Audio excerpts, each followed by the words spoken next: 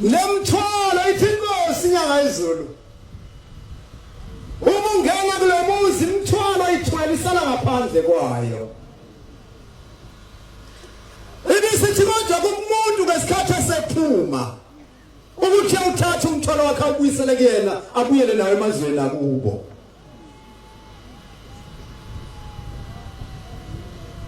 ithi maneza letha manisesontweni ningena enkonzweni yasekuseni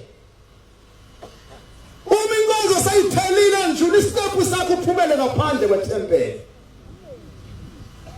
ithi inkosi ngoba izingilosi makuphela inkonzo ziyahamba ithempeli lonke zishanela uma zifika icephu phansi zindlaliwe ziyaphazamiseka nabantu abahleze ethempelini ziyaphazamiseka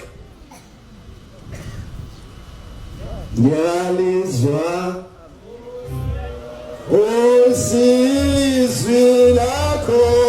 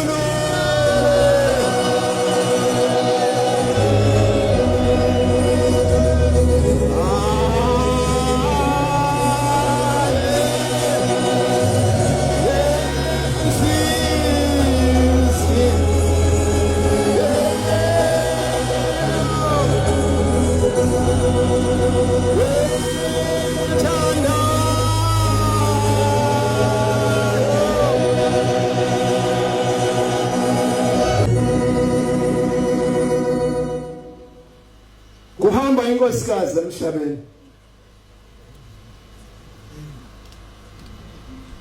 nomzo usakhona lapha ngezansi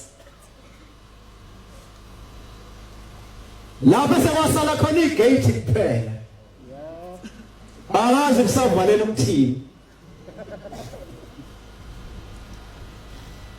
kodwa lo muzi leli Jerusalem elisha lakuselapha ngezansi yayisidlula lenkosikazi emhlabeni kusebusuku ina ntombazane yakuphela ukuphela kwayo akekho omunye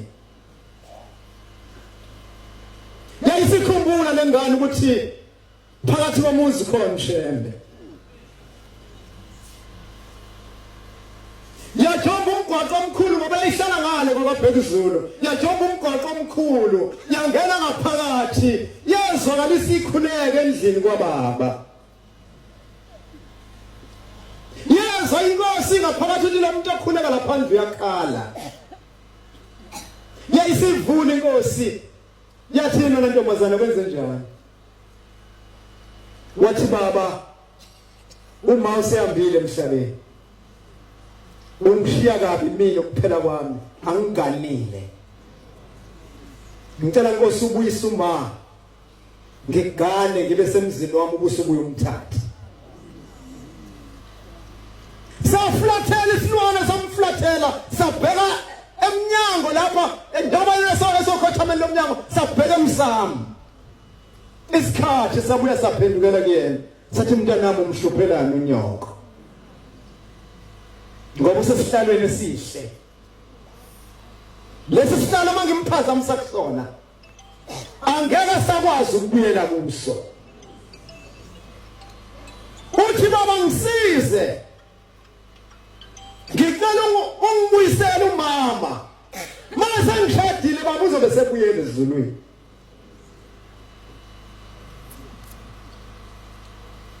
yaphinde yamflathela inkosi ithema iphendukela kuyena yathi sengibuye ezulwini mntanami fela baba umhlangano osheshayo lenkosi baba omkhulu wayesebuza baba omkhulu uthi uzokwenza njani ngalomuntu ngoba lesi sihlalo sakhe kukancane ukuthi abuyele kusona ithi inkosi yamakhosi ngizohlukanisa umzimba wakho wesibili ngiwuhlukanise kabili bese kuthoma olunye uhlangothi lomzimba ngushiya esihlalweni lubhasobha isihlalo sakhe. Bese kuthoma umzimba ngubuyisela emzimbeni wenyama emhlabeni.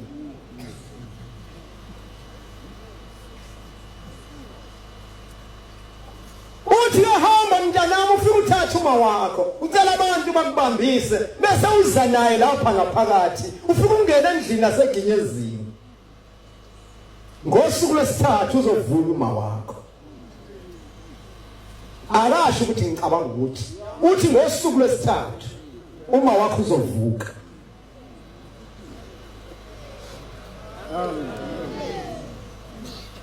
Sasa siyadingidwa isidumbu.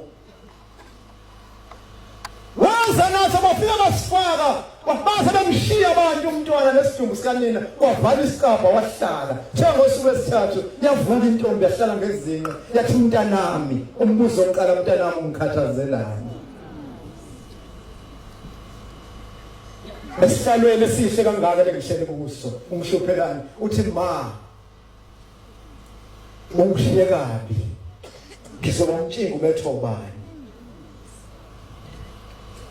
Yaphila lenkosikazi iminyaka eyishumi nesishagalolunye 19 years noma isihambe emhlabeni kwakungeyabanene noma isihambe emhlabeni yaziswa bomndeni.